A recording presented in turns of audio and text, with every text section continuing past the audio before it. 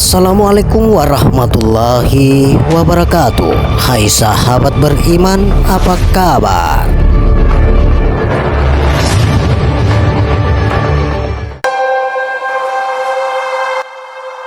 Sahabat beriman yang dirahmati oleh Allah Subhanahu wa Ta'ala, kali ini kami akan membuka rahasia yang disembunyikan.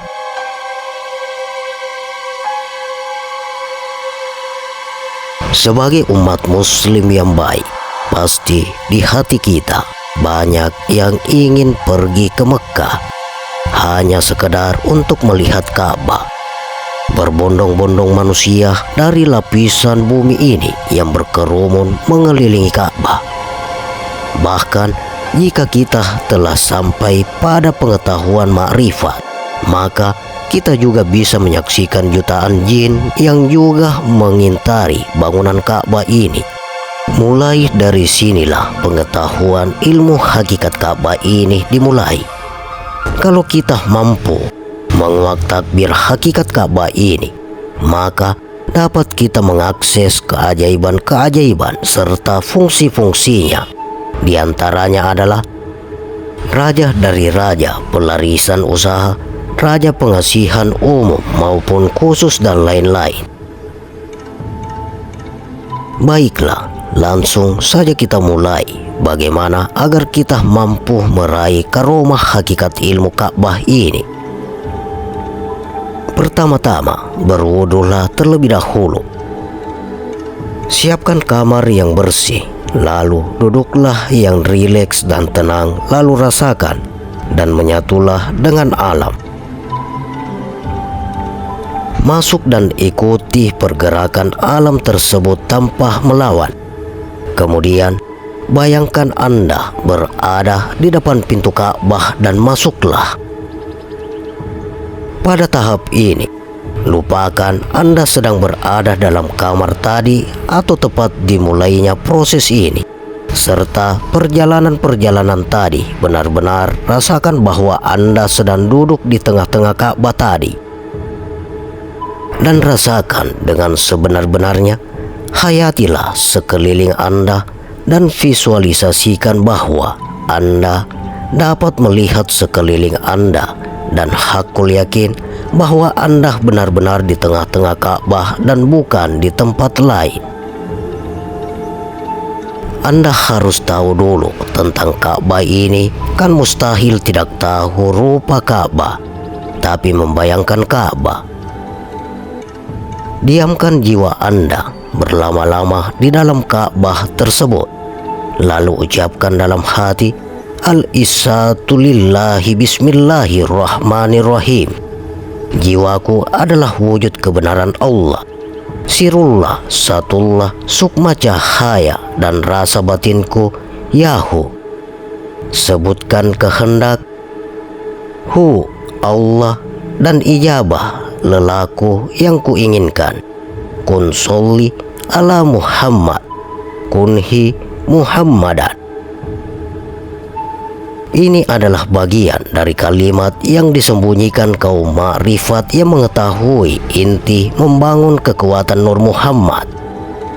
Lalu, jika sudah dirasa cukup, akhirilah dengan mengucapkan rasa syukur kita kepada Allah Subhanahu wa Ta'ala. Lakukan ini sesering mungkin. Insya Allah, jika Anda benar dalam melakukannya, maka karomah dari Ka'bah ini akan menyatu dalam jiwa Anda, dan keajaiban akan Anda rasakan di setiap langkah Anda. Selanjutnya adalah rahasia di sebalik rahasia. Badan kita ini merupakan tempat tersembunyinya ruh, manakala di sebalik ruh pula adalah tempat tersembunyinya rahasianya Allah. Diri kita ini menanggung dua rahasia. Pertama, menanggung rahasia ruh. Yang kedua, menanggung rahasia Allah. Rahasia Allah tersembunyi di dalam ruh, manakala wajah ruh pula tersembunyi di dalam dada-dada kita semua. Untuk mengintai kedua-dua wajah itu, lihatlah ke dalam diri kita sendiri. Apabila sifat ruh telah dapat kita kenali dengan rata, insya Allah kedua-dua rahasia wajah itu akan dapat kita kenal dengan nyata dan rata atau jelas dan terang. Setelah kita mengenal diri dan asal saja kita mengenal ruh, segala rahasia itu tidak lagi menjadi rahasia. Apabila kita sudah mencapai kepada tahapan makrifat kepada Allah, yang gaib itu tidak lagi menjadi hilang. Yang hilang tidak lagi menjadi tanda tanya, dan yang halus itu tidak lagi menjadi sulit.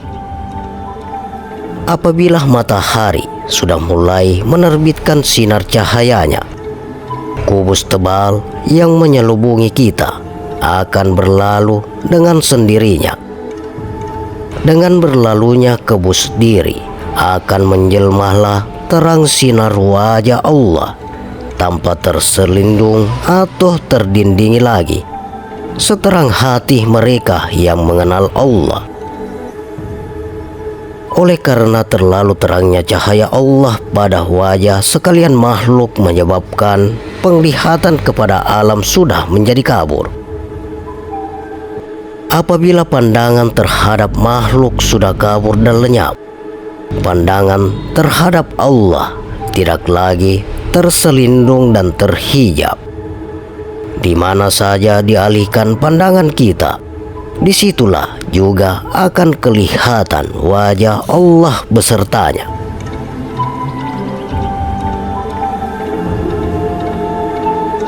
Diri kita ini telah menjadi rahasia di sebalik rahasia.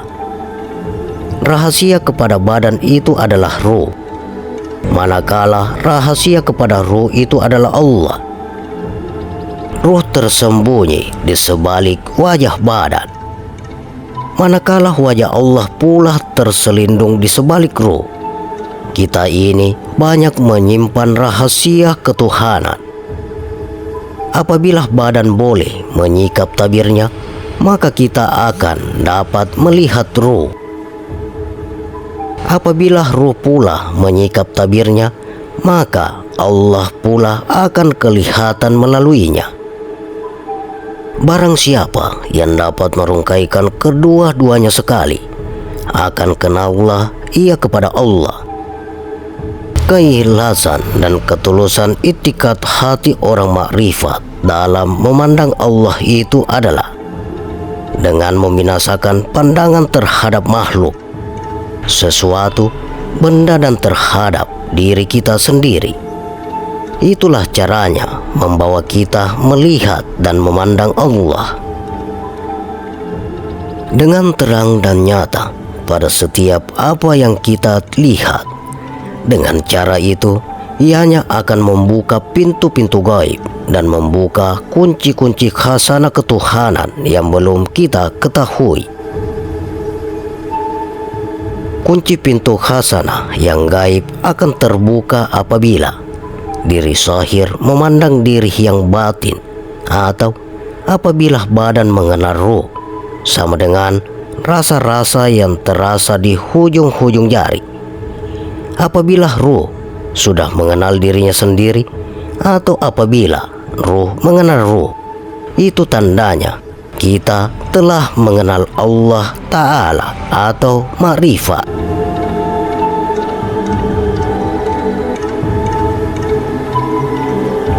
Mencari Allah itu bukan di dalam gua, bukit, masjid, surau, dan bukan di Mekah atau di negeri Cina. Tempat mencari Allah itu ada di dalam diri masing-masing. Belajarlah mengenal diri atau ruh, agar Allah dapat kita kenal dengan terang dan nyata. Manakala tanggung jawab dan janji Allah kepada kita sebagai hamba-hambanya adalah tidak sekali-kali menganiaya hamba-hambanya. Kita tidak perlu takut kepada Allah, karena Allah itu Maha Pemurah, Maha Pengasih, dan Maha Penyayang. Tidak pendendam, tidak pembohong, tidak pendusta, dan tidak ingkar dengan janjinya, dan tidak akan menganiaya hamba-hambanya. asalkan saja kita tidak menyekutukannya, memusyrikannya, dan syirik kepadanya. Bagaimanakah untuk mensahirkan Allah? Untuk mensahirkan Allah adalah dengan cara membinasakan sifat makhluk, termasuk perbuatan, nama, sifat, dan zatnya. Apabila sifat makhluk sudah binasa, barulah sifat Allah tersahir. Selagi ada sifat makhluk, selagi itulah sifat Allah tidak akan dapat kita sahirkan dan tidak dapat kita pandang. Setelah semua makhluk yang bersifat baharu ini dibinasakan dan dikembalikan kepada Allah, barulah dengan sendirinya sifat Allah itu akan tersahir di permukaan hati kita. Wajah Allah itu akan ternyata, terlihat, dan terpandang oleh hati. Apabila sifat makhluk telah bertukar wajah dari wajah makhluk kepada berwajah Allah. Selagi adanya sifat diri kita dan selagi adanya sifat makhluk, selagi itulah sifat Allah tidak akan dapat dilihat, dipandang, dan tidak akan dapat tersahir di persada alam. Seumpama Nabi Musa melihat kepada bukit Tursina. Apabila sifat bukit yang dipandang itu masih terlihat berwajah bukit, wajah Allah tidak dapat dipandang, seolah-olah ialah terhijab dan terselindung di sebalik sifat bukit itu. Apabila sifat bukit yang dilihat itu tidak lagi kelihatan berwajah bukit, sudah terlebur dan binasa, disitulah wajah Allah akan dapat terlihat dan terpandang oleh mata hati kita. Setelah sifat makhluk tidak lagi kelihatan pada pandangan kita, barulah wajah Allah boleh dilihat, dipandang, dan digambarkan dengan sejelas-jelas dan nyata melalui pandangan mata hati. Disitulah nantinya apa yang kita pandang itu akan nampak Allah besertanya. Jika sifat makhluk sudah padam, karam, dan hilang gaib di dalam wajah Allah, semua wajah makhluk yang kita lihat akan terpandang wajah Allah. Allah lah yang meliputi sekalian alam. Disitulah nantinya barang kemana dan barang apa yang kita lihat akan terpandang dan terlihat wajah Allah besertanya. Mengenal diri itu setelah tidak lagi tahu adanya diri. Mengenal Allah itu setelah tidak lagi tahu adanya makhluk. Ingatkan Allah itu setelah tidak lagi tahu adanya ingatan kepada makhluk. Tahu Allah itu setelah tidak lagi tahu makhluk. Jika masih ada wujud perkara selain Allah, itulah mereka dalam berkedudukan syirik. Syirik itu adalah dosa yang tidak diampuni oleh Allah. Oleh itu, jauhilah syirik dengan membinasakan makhluk. Setelah makhluk binasa, itulah tanda Allah itu esa. Setelah esanya Allah itu, barulah tersahir dan ternyatalah Allah Ta'ala di persada alam ingat kepada Allah. Setelah lupa kepada makhluk, selagi ingatan kita masih ingat kepada makhluk, itulah tanda kita lupa kepada Allah. Inilah sebenar-benarnya pengertian ingat atau zikir kepada Allah. Ingat kepada Allah itu seumpama diri di waktu tidur. Dikala kita sedang tidur, anggota mulut, akal, ikhtiar, kehendak, dan seluruh anggota jasad kita juga turut lupa kepada makhluk. Lupa kepada makhluk itulah cara dan kaedah ingat kepada Allah. Allah menggenggam ruh ketika mati dan ketika tidurmu. Quran Surah As-Zumar ayat 42. Setelah kita berjaya berserah diri semasa belum tidur, bila mana di ketika sedang tidur, dengan sendirinya kita dikatakan selamanya dalam keadaan berserah diri. Sebenarnya diri kita ini adalah tergantung dan terserah kepada Allah Ta'ala. Apabila kita telah sampai ke tahapan penyerahan yang hakiki atau sebenarnya ianya akan diri kita, kosong atau fana, dan kosong itulah sebenarnya diri kita. Selagi belum jadi kosong atau fana, itu bukan diri. Belum kenal diri, jika belum kenal diri, manakah bisa mengenal Allah?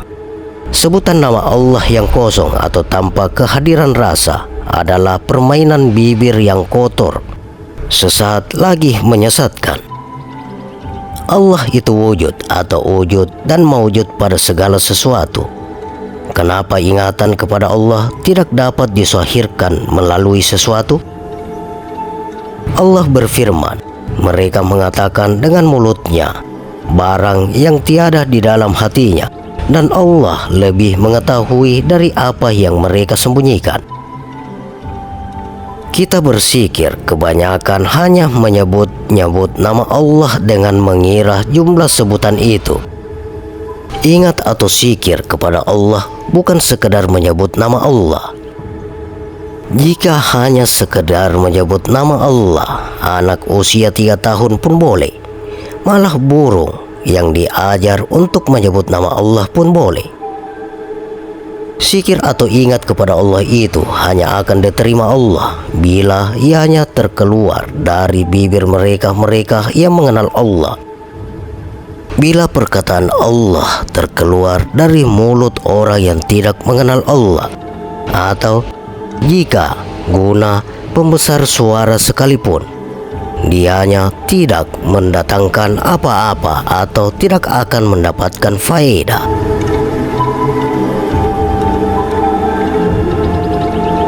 Demikian sahabat, rahasia yang disembunyikan. Bagaimana pendapat Anda? Silakan share pendapat menarik Anda pada kolom komentar.